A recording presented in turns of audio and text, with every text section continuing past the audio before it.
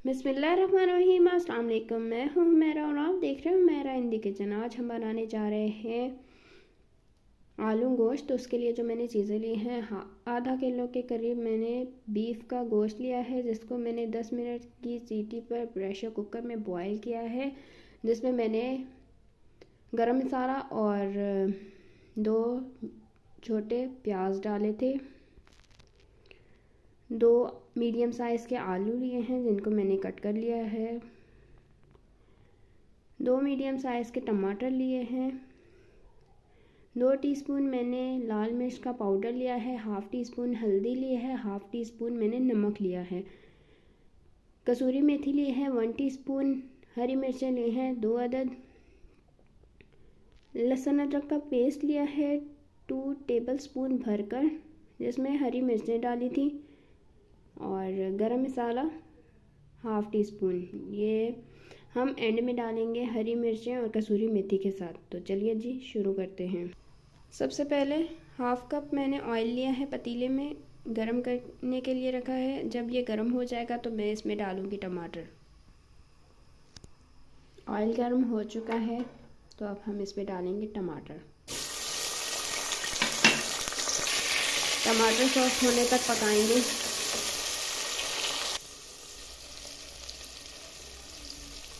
टमाटर सॉफ्ट हो चुके हैं तो अब हम इसमें डालेंगे लहसुन अदरक का पेस्ट।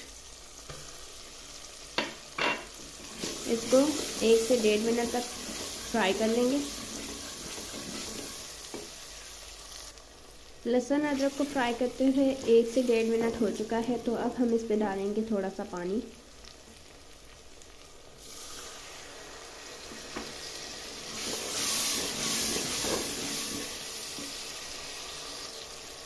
अब मैं डालूँगी इसमें प्याज, जो मैंने यखनी में बॉईल किए हुए थे गोश्त के साथ।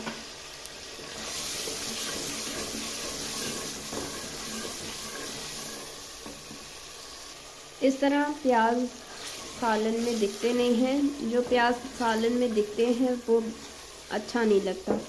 सालन तो इस तरह गोश्त के साथ जब बॉईल करते हैं तो फिर वो मिक्स हो जाते हैं मसाले के साथ, जो शोरबे में दिखते नहीं हैं, और वो शोरबा अच्छा लगता है।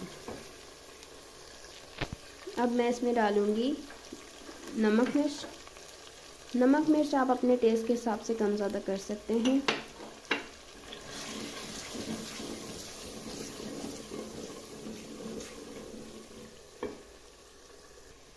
अब मैं इसमें डालूँगी थोड़ा सा पानी। जहाँ जहाँ पानी की ज़रूरत पड़ेगी वहाँ हम गोश्त की यखनी डालेंगे। शोरबे के लिए भी हम यखनी ही इस्तेमाल करेंगे। अब मैं इसमें डालूँगी बीफ।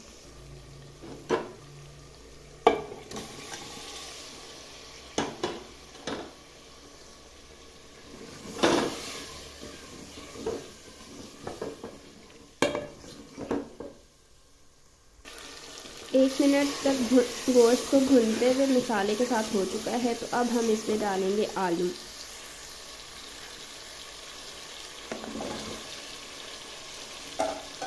मिक्स करेंगे।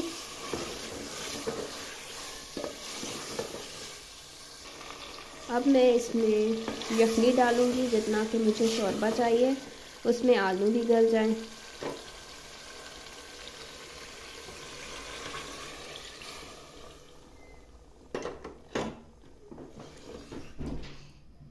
हम इसको हल्की आंच पर आलू गल जाने तक पकाएंगे।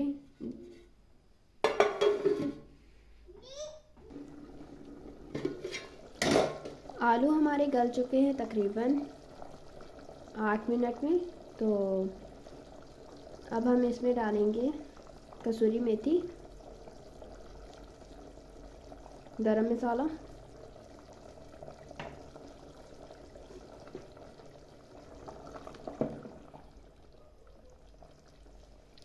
ये गोश्त मेरा 10 मिनट में बॉयल हुआ है। गोश्त में फ़र्क होता है, कोई ज़्यादा टाइम लेता है, कोई कम टाइम लेता है।